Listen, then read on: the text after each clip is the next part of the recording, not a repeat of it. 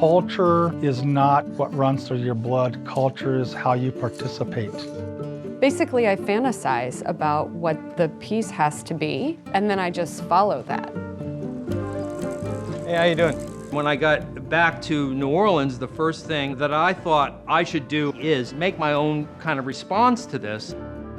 I've had people who I would never think buy my jewelry tell me that they wear it because it gets them to talk about things that are not easily talked about. All of my work is about the message inside of it. So it all started here. Everything in my life, right here. 'Tis a gift to be simple, 'tis a gift to be free, 'tis a gift to come down where you are to be. And when you find yourself so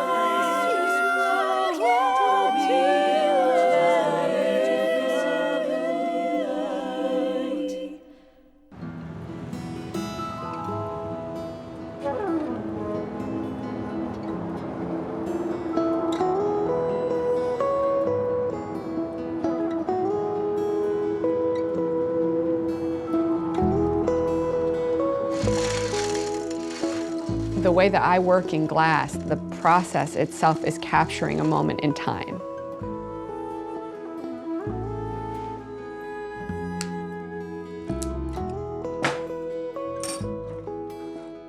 For me, it's absolutely about mortality.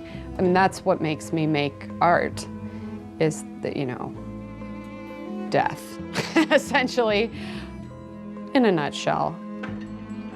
That's why I'm non-judgmental with the objects, is because who am I to judge whether they're good or not? They're here, they're existing, they've been made by someone, they have that person's mark, that hand.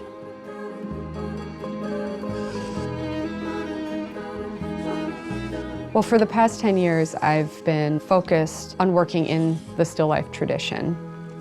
I was trying to find that place of almost disgust, that role reversal where it goes from desire to repulsion or, desire to consequence, that kind of thing.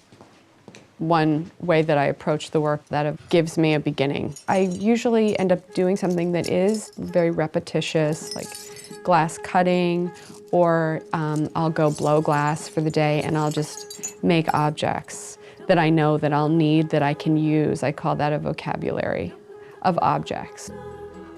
And then when I feel confident in the things that I have, I'll start to really quickly add things to a table. That's kind of nice.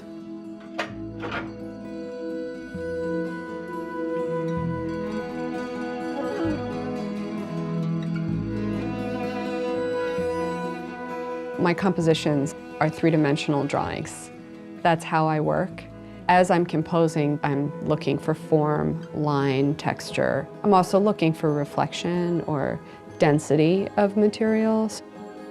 I don't even know what I would draw on a piece of paper before making a glass still life, because it would completely negate the process of drawing in the material for me. So the vines on this particular piece are actually going to start on the ground. They're going to be trailing in from here, wrap around this particular leg, come up and kind of crawl over here. Really massive bundle of vines at this point, and then shed almost over and come down off the tablecloth on this side. The larger works in this particular table were made by a scientific glassblowing company in South Jersey. They are my design, but they were made with borosilicate glass. I came to still life probably because of my fixation on food initially, and I was actually working with food conceptually prior to working with the still life tradition, so it was a kind of a natural evolution. I grew up in Lancaster, Pennsylvania. My mother pursued craft from when I was about age 9, so I was exposed at a pretty early age to painting and folk art. We'd travel around a lot. She would do craft shows, and we would definitely find the best spot for food wherever we were. We absolutely planned our days around food.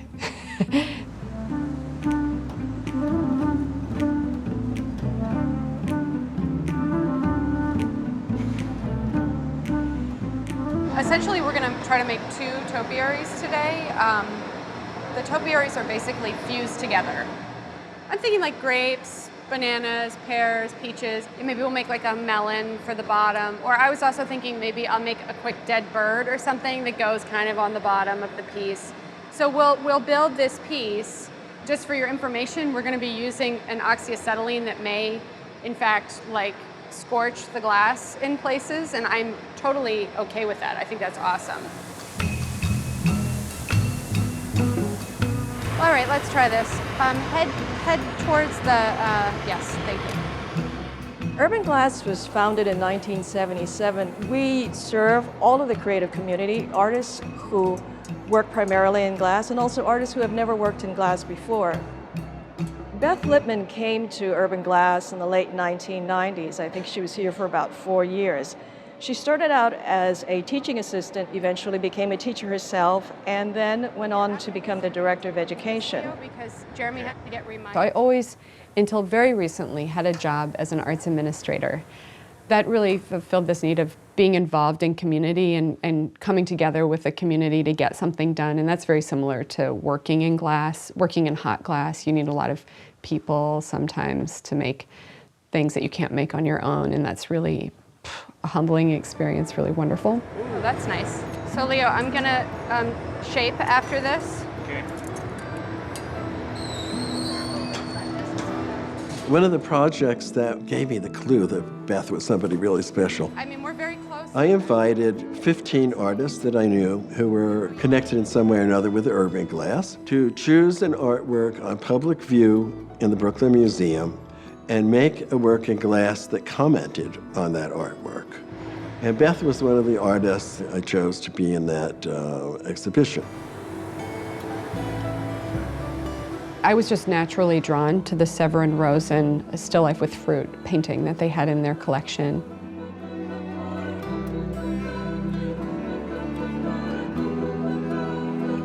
So I just really intuitively just started responding to the objects within his painting. That was the beginning of the series that I've been working on now for the past 11 years.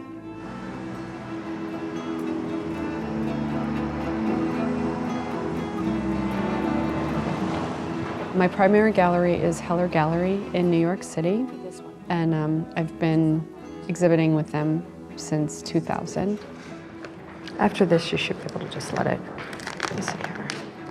Oh, great. Yeah, this, yes. Good, Little surgery at the moment. Beth has a command of her medium.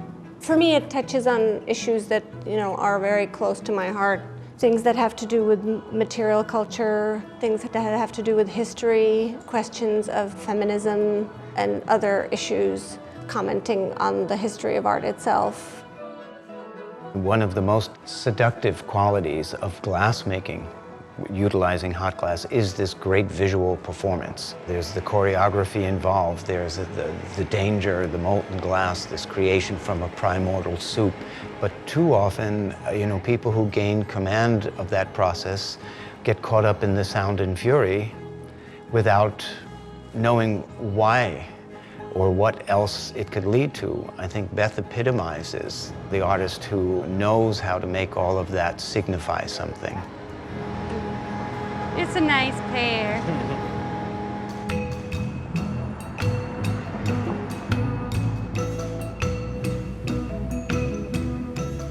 The arts industry coordinator position opened for the John Michael Kohler Arts Center in Sheboygan, Wisconsin. I had done a residency in 2003. So when the position became available, I pretty much jumped at the chance to come here. Kohler Company, where the arts industry program is located, is world famous for its beautifully designed plumbing ware. And we have been thrilled to have a partner that recognized the importance of artists to this world. Beth Lipman brought a kind of legitimacy to the program. We had not had that kind of well-known artist. Also because she was a glass artist and was working in clay in the pottery, it gave other artists the sense that they could be a part of this. I did have some mold making experience working in glass, but I had never worked in clay. I made several swags out of shells, and the shells are shells that I hand carved and then took molds of, and there were like 300 or 400 shells that would make up each swag. The residency definitely changed my life. I'd never been in an industrial environment that was remotely anything like Kohler. So my whole perception of like my identity, what I was doing, changed. So yeah, it was a really incredible experience.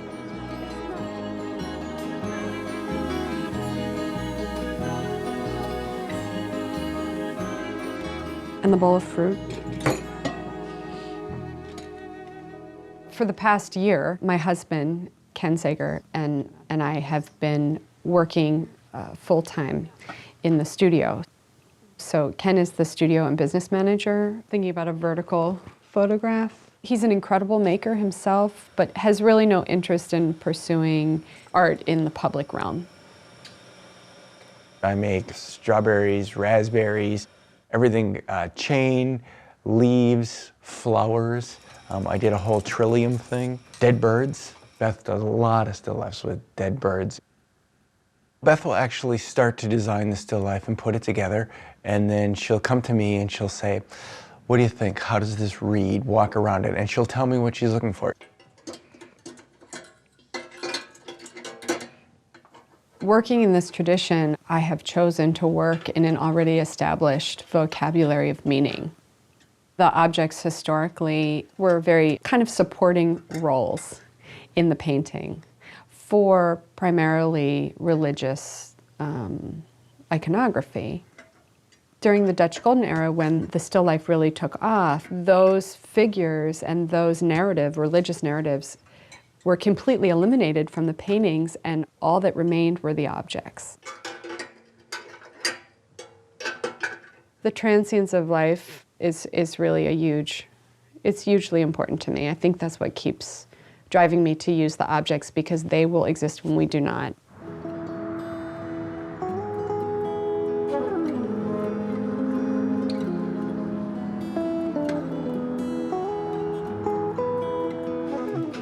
Ham.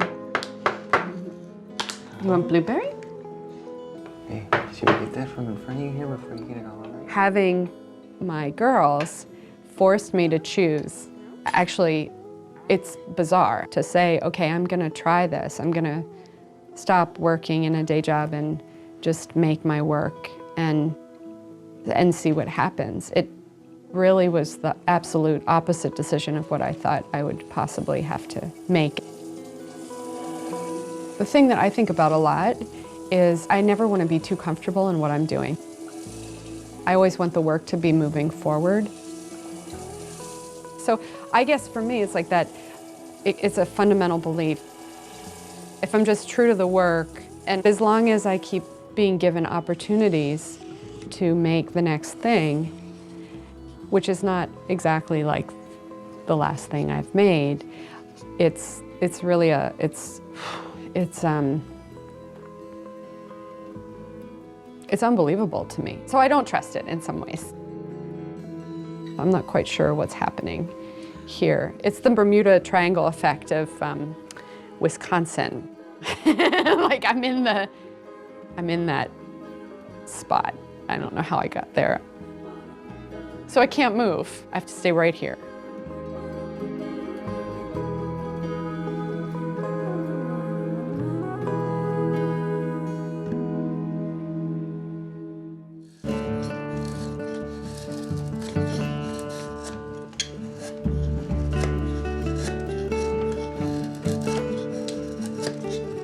I never thought about being an artist as a child.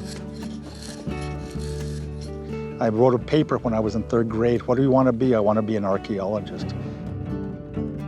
What made me become an artist was I was invited in 1977 to work as an archaeologist for the village of Abiquiu. They were excavating Santa Rosa de Lima, the historic Spanish settlement built in 1734, named after St. Rose of Lima, the one of the first saints of the Americas. We're facing almost due east, the Chama River down below.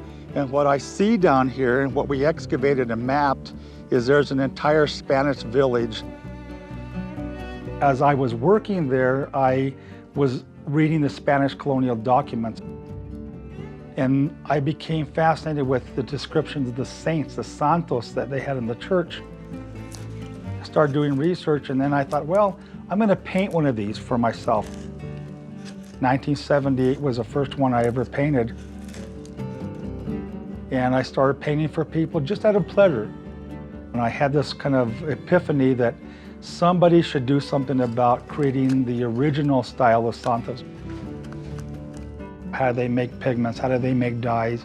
How do they make varnish? All these things that I saw in the old pieces, but nobody had living memory of how it was done.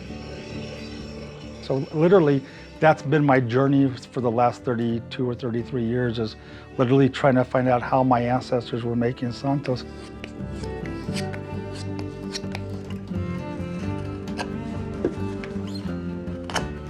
There's two types of Santos in New Mexico. One is a bulto. This is a bulto, a carving, a three-dimensional figure, a sculpture, if you will. And the other kind of Santo is a retablo. And retablos are two-dimensional, basically icons.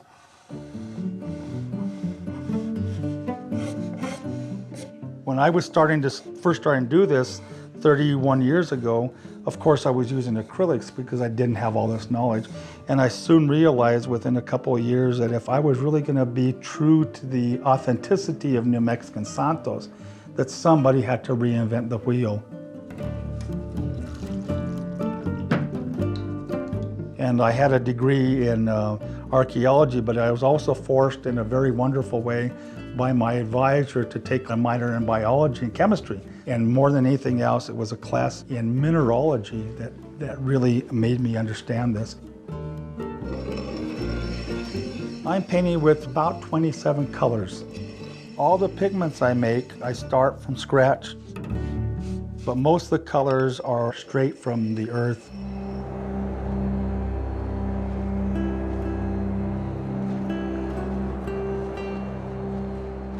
Knowledge unshared is knowledge that goes to the grave.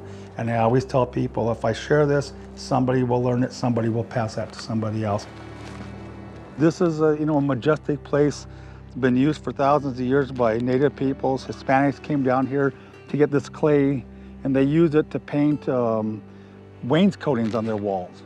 And I discovered it makes the most beautiful flesh tone, and it matches exactly what they were using in the Spanish colonial period.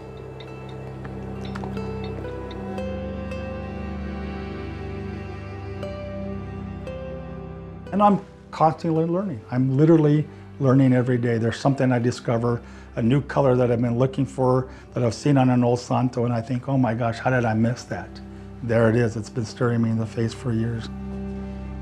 And now, most of the Santeros in New Mexico, the saint makers that are making traditional New Mexican Santos, have been my students at one point or another, and they're learning all this.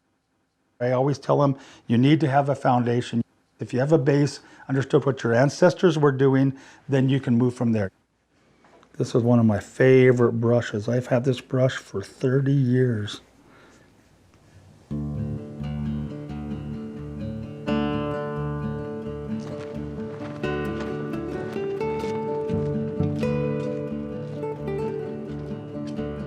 I always refer to myself as a Nuevo Mexicano or a Hispano Nuevo Mexicano, Hispanic New Mexican.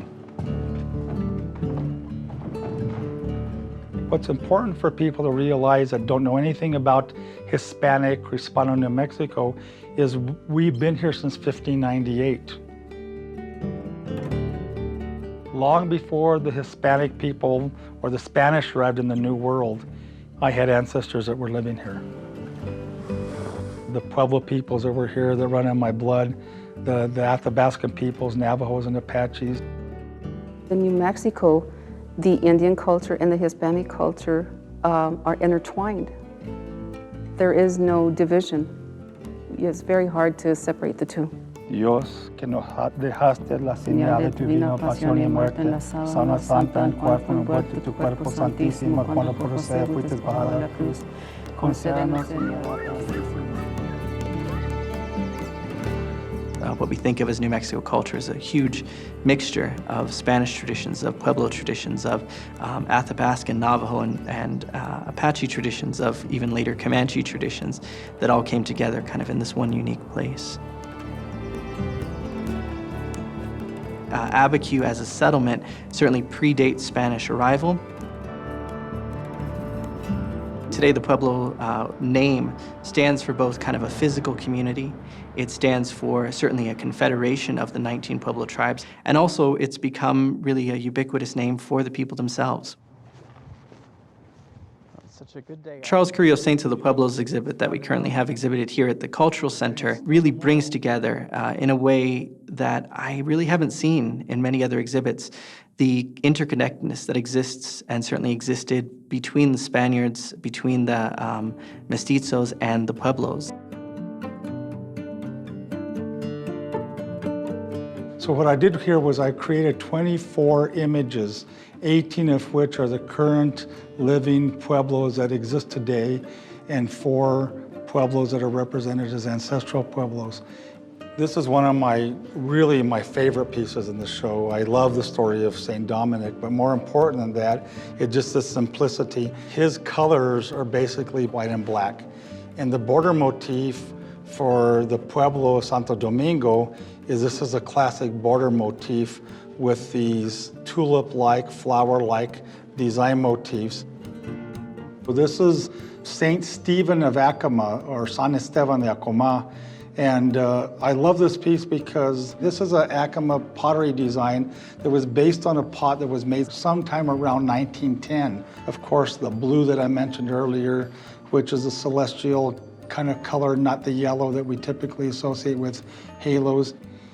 And lastly, this is an image of San Ildefonso. San Ildefonso, Saint Ildefonsus in English, this is one of the truly Spanish saints. But what's interesting about this border motif is it's black on red, unlike most of the Pueblo pottery we've seen.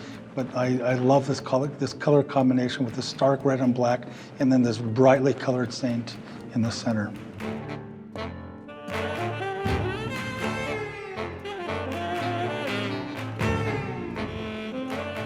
The Saints on Wheels is a tradition I started 5 years ago, and I was asked by a gallery to do something to contemporize saints.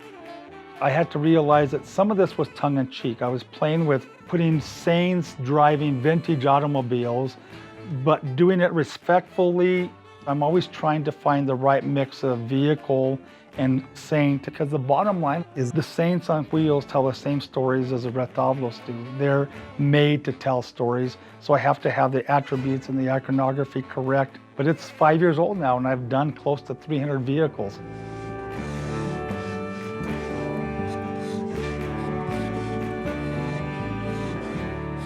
The last thing I actually paint on the Santos is the eyes. And the reason it's the last thing I paint is once I paint their eyes on, they're staring back at me. I've given them a soul, if you will. Catholics practice in New Mexico, the old Hispanic families and the Native Americans, what I call folk Platonic Catholicism. I intellectually know he lives in heaven, but in a very Platonic way, I believe that his essence lives in this image that I've created. Again, the eyes are the last thing that are created, and the eyes and the lips, because then he can talk back, and I don't want him talking back to me.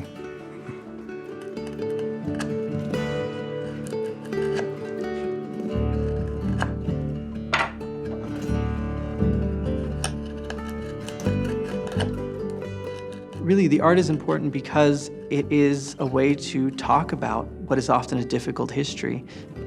Inroads is really made through the art. Certainly for Charlie, it's a very important expression not only of the history of New Mexico kind of as a place and the history of the cultures, but his own history when he recounts his own experiences, his own life, his own culture, both the Hispanic and the Pueblo people here in New Mexico.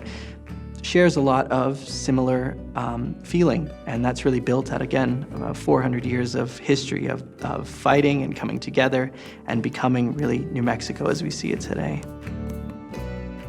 And I think the message in my work in general is there's a story to be told. If it's not just a story of the saints to be told, as each saint has his or her story, it's a story of my people and the peoples of New Mexico, both the Hispanos and the native peoples of New Mexico. We don't have to have separate religions. We can learn to really live together. And hopefully, maybe the beyond that message is in the future is that my children's children's children will tell the same stories I'm trying to tell.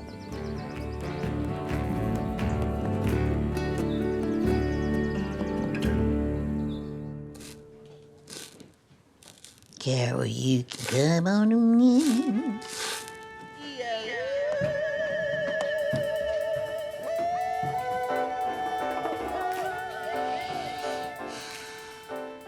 My earliest recollections of learning how to bead were with my mother. I was probably 5.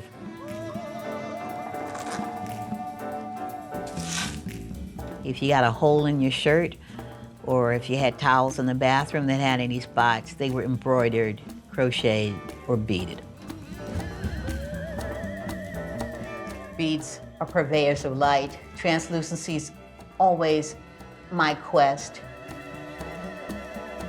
Also trying to make beads do things that people say they don't easily do, or that people believe they don't have the skill and prowess to do. Of course, I believe that. My influences are generally cultural. For me, it's important to imbue the work with something that will resonate and follow somebody home. Whether it's beauty and they just want to luxuriate in that, or it's just the message. Because I think art has the ability, if not cure or heal, at least enlighten. Slap you in the head, wake you up.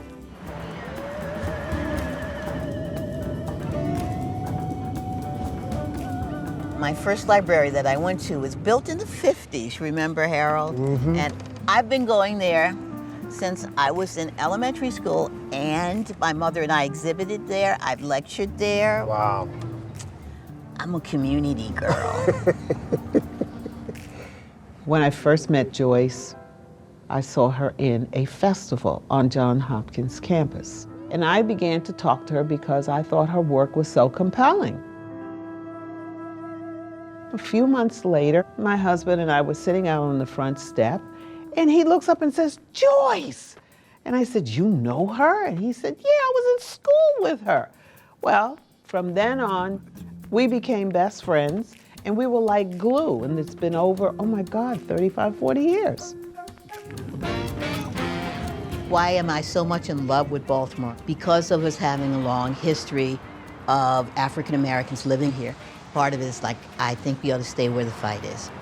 And Baltimore is a highly challenged city. I know that art can be a tool that changes people's lives. It's helped to change mine. I have a very classic African American background. My parents picked cotton and tobacco in the South. They wanted to leave the South and have a better life, and they treasured education that they didn't have. It manifested itself in me. They also talked about the world in which they lived in and their lack of power to change it.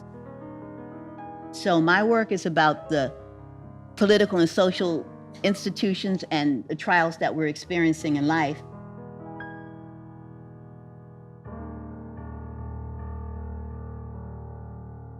The font from where all of this stuff flows is my mother, Elizabeth Caldwell Talford Scott. She was someone who picked cotton. She was a very, very hard worker, but she always had this creative impulse. Joyce J. Scott and her mother, Elizabeth Talford Scott, are the prima donnas of African American cultural life here in Baltimore. This quilt is by Elizabeth Talford Scott, and it's called Joyce's Quilt. Her mother created the quilt so that Joyce could learn important lessons in life. And as you'll see behind me, there's a fish right in the center, and that fish is eating the North Star. So it's really about things that have to do with navigation, how we move through life, and the fact that even if we're as bright as the North Star, something can even come and eat us. So there's also a rabbit with a shovel tail. And what Joyce says that's about is that if you dig yourself into a hole, you can get yourself out of a hole. This is what my mother told me about how they were taught to quilt. And all the ladies would be sitting around, and what they'd do is the kids would go under the quilt like a tent. And sometimes they'd have to send the needles back up, but they get to hear all those stories under this magical quilted tent. Eventually they were able to come up and sit next to someone and quilt. So this is a quilt that's, you know, using family fabric, and they're bits and pieces like that. It's a very, very old piece of fabric that she carried with her when she would go from place to place, and then eventually when she had me, had no time to quilt, started to quilt again. But she took 50 years to complete this quilt. Now this quilt represents to me what many, many quilts are. I call them diaries for pre-literate people, because how do people write down family history many times when you don't have the ability to read or write very well? Each one of those stitches is a word, and they become sentences and paragraphs talking about the family history. And when you go back, you read a quilt. So when I started destroying one of my mother's quilts, she said to me, if you love it, you ought to write on it, meaning stitching.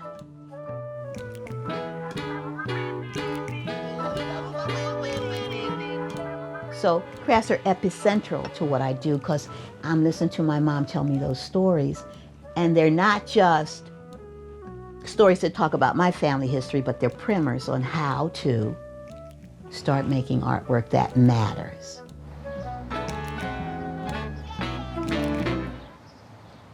We live in a neighborhood with everybody else, with all of the conundrums of life. Consequently, if those things affect me like they do everybody else, then that's what I'm going to talk about in my work.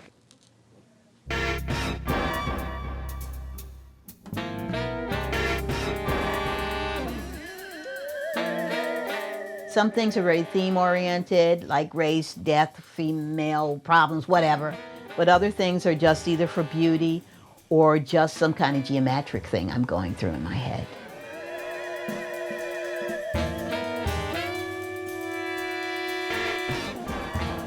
This is called Look Mama Doctor. It's about all those women who wanted to be married to a doctor, and sometimes women are so desperate they might go to someone from another country, even someone who might be the stereotype that they're not the most happy with. He's shorter, he's much darker skinned, he's African, but she's convinced herself that she can fall in love. Have you seen this child? It's about those ladies who are trying to find the disappeared ones in their family. Right here in the United States. She and her kid were out somewhere, maybe in the park. She's got on her denim shorts and her tube top, and she turned her back for a second and that child was gone. She just sits and shows the picture and waits. This is about Eve accepting the apple from the serpent. Adam is lost in the sauce, and this is the tree of life. No matter what I do, I try to be the best bead worker possible.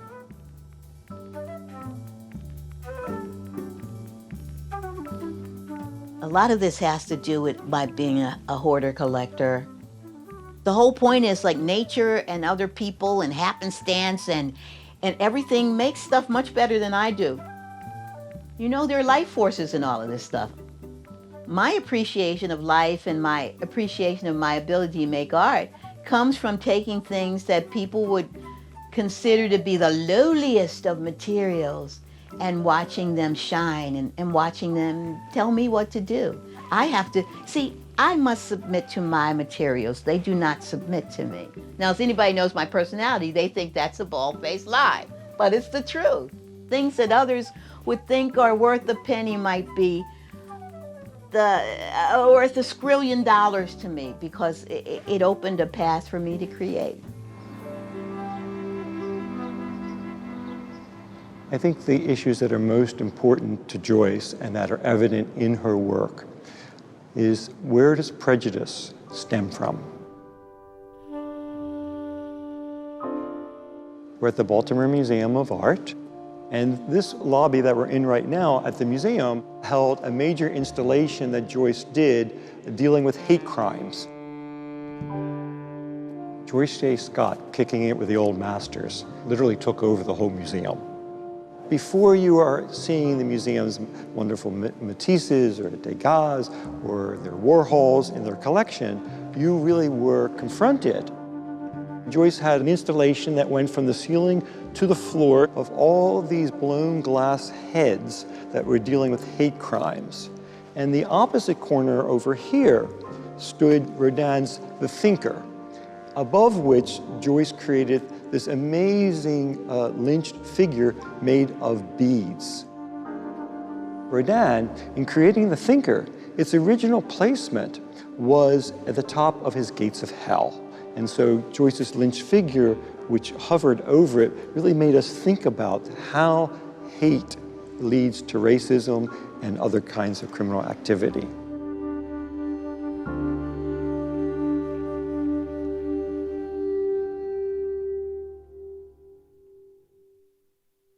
I call myself an uncertified multiple personality. I'm very itchy in life. I'm not comfortable doing the same thing over and over again without release, without some kind of kick start that makes me do things differently. When I'm somewhere and I'm giving a talk, people will say at times, I believe I've met Joyce Scott, but I'm not certain. And I say, no. If you've met her, you know you've met her. When you know her, you realize she works so hard.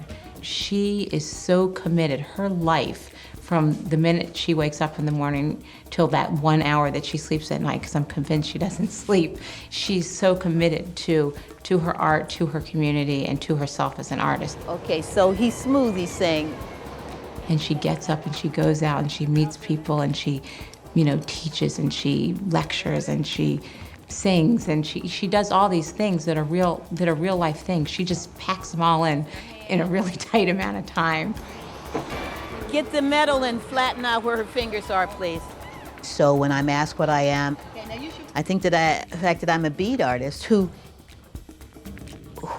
integrates beadwork and other stuff, but still is a bead artist, makes a difference.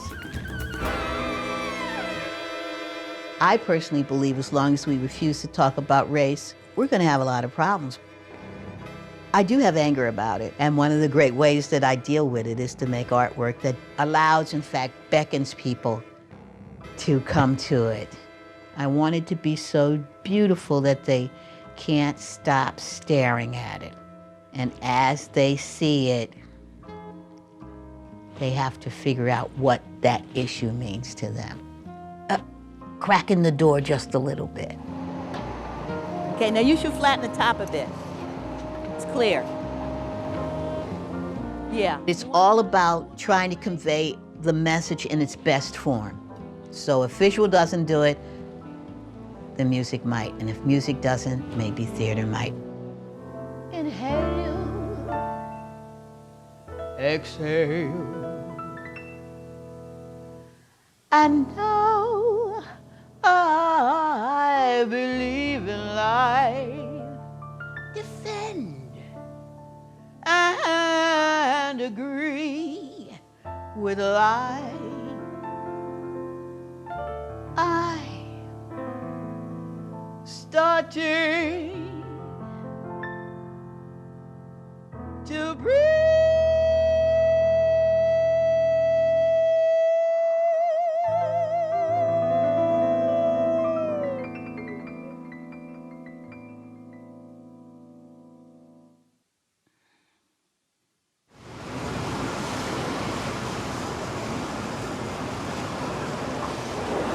It's just so gorgeous today. It's just so beautiful.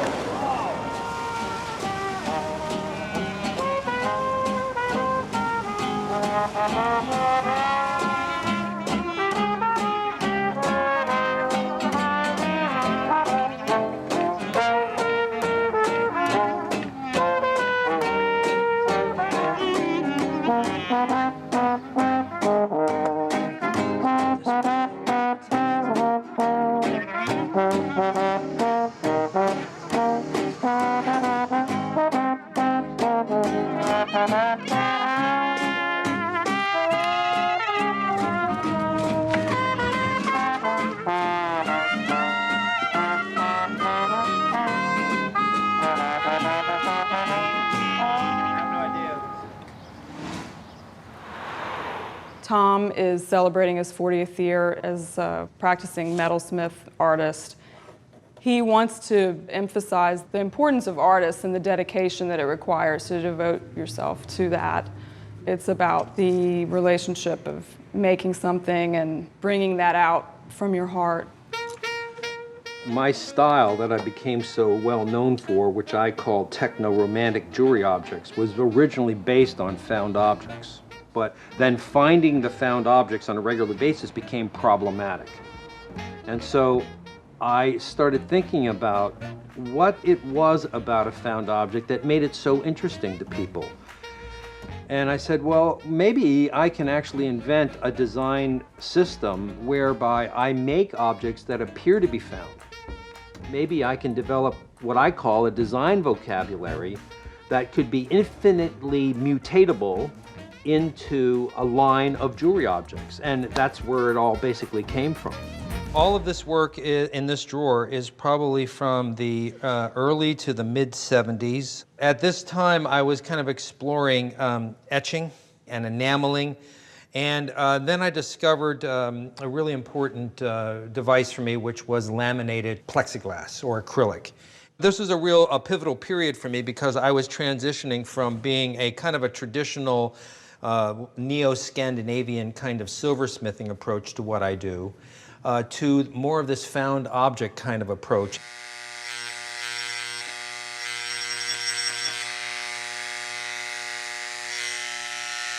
These are what we call freehand sculptures, and the way I make them is that we set up a big sheet of steel and I just draw on them with chalk, and I invent these shapes as they kind of come up, and I completely fill the sheet with designs, and then we plasma cut them all out and cut bases and weld them up, and Tom does all the finishing work on this for us, and then I get to sit here and kind of like delightfully go through this forest of freehand hearts and sign them all.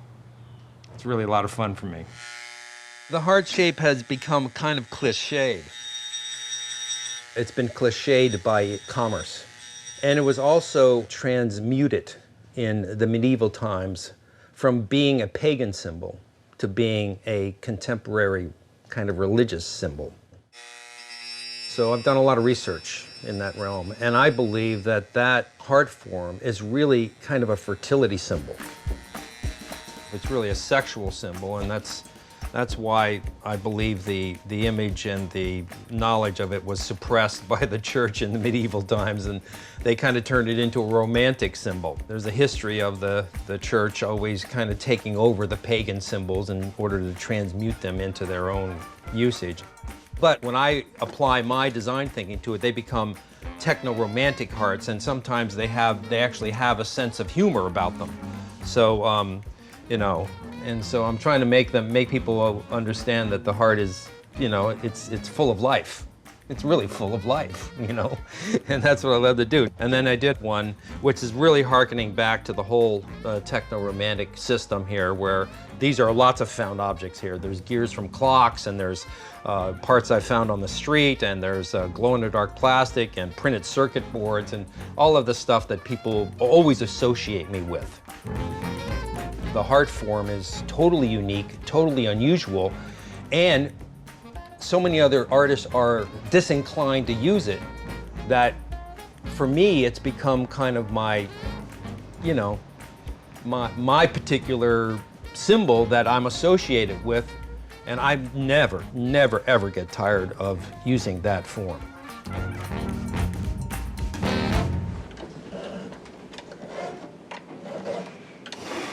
So, hey, Marco, Hey.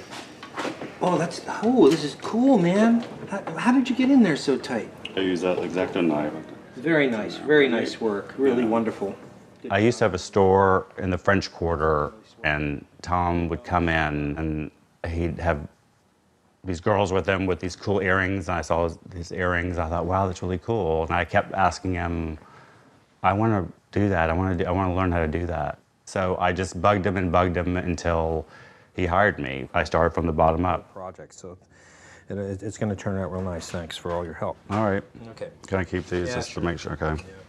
When you have a successful professional career as a craft artist, there will come this moment when you making the thing becomes less important than you imagineering the thing.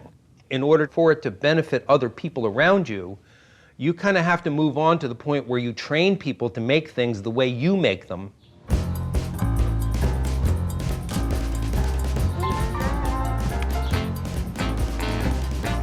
I fell in love with New Orleans on a tour I did around the country in 1976.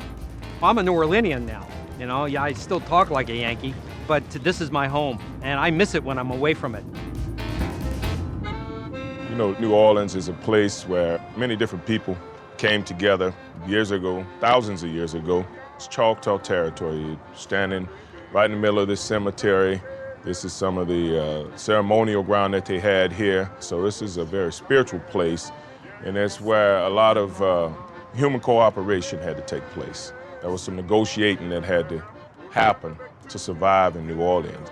Historically, people that have lived here have had to depend on each other to survive. Just like the storm that happened a few years ago, the people all had to depend on each other. So artists like Tom Mann, people that establish themselves here and want to create a craft that can sustain them, as well as put some more seasoning into the gumbo, it's very important.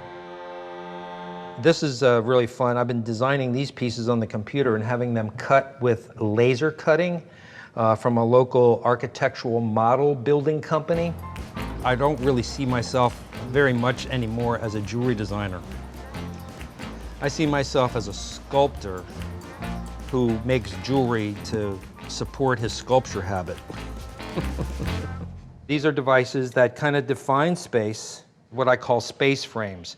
There are elements that exist inside of it, and they float around inside that space. This is not only a jewelry object, but I do this as a large hanging sculpture that hangs from a big, tall space down to the floor.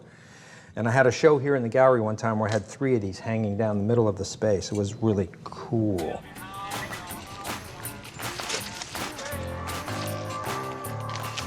Tom has a really elaborate set of instructions for, preparing for storms.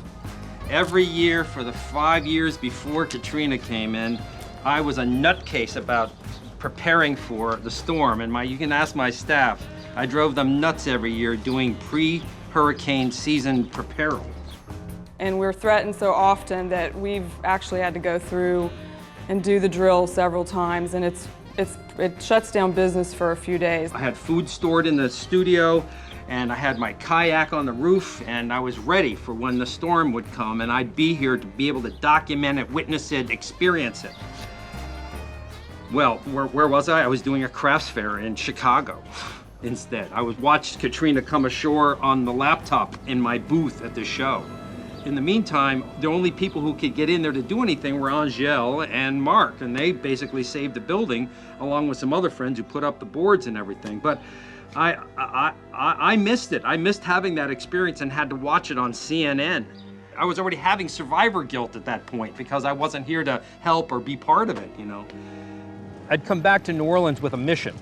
I was supposed to put together a show, and I was looking for inspiration about what I was going to do. I wasn't really clear on what that was going to be. And I was biking around this neighborhood, and I was totally captured by the graphic impression that I saw in this particular site because this angel icon had been crushed in the falling dwelling, and someone had stood it back up in place, like, trying to keep the spirit alive. And I definitely caught that message and wanted to portray it in a piece. I felt it was really important for the kind of spiritual renewal of the city to have a piece like this in the show. And so Angel, this is the site for Angel from Storm Cycle, and it's one of my favorite pieces. And the little glow-in-the-dark cross on the brooch in this piece is reminiscent of my early religious training. So I felt it was really important for the kind of spiritual renewal of the city to have a piece like this in the show. Storm Cycle has traveled to 11 different venues, but it's been to, I'd say like 8 museums and then art centers all over the country. It has a life of its own. It's like once the word got out about what this thing was about, it went off to all of these places because people were so anxious to have some kind of a personal contact with the story of New Orleans relative to the storm, other than that which they got through the media. I knew that there was animal rescue going on kind of big time in the city, and I wanted to find a way to get connected with that community. And fortunately for me, there was a Dog Central was cat-a-corner from my studio on Magazine Street. And then I found this one dog, his name was Wall Street, and I don't know how they learned the dog's name, but they all referred to him as Wall Street. And he was at this house from September until December, and his owner never returned to get him. And eventually he was taken into the adoption system. But while he was there, I would visit him on a regular basis and leave little treats. And I would offer these treats to him, but he would never get close to me. He would kind of growl and run under the house. In this case, I carved a white plexiglass version of Wall Street the dog.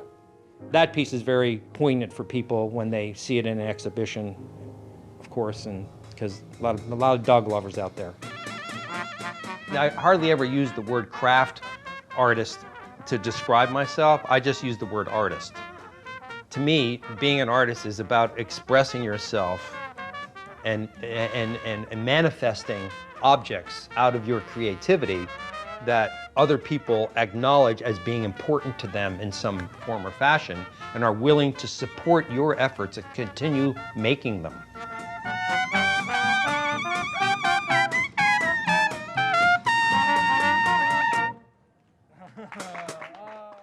Major funding for Craft in America was provided by Cynthia Lovelace Sears and Frank Buxton,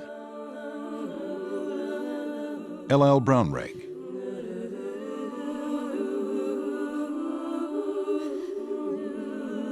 Lillian and John Lovelace,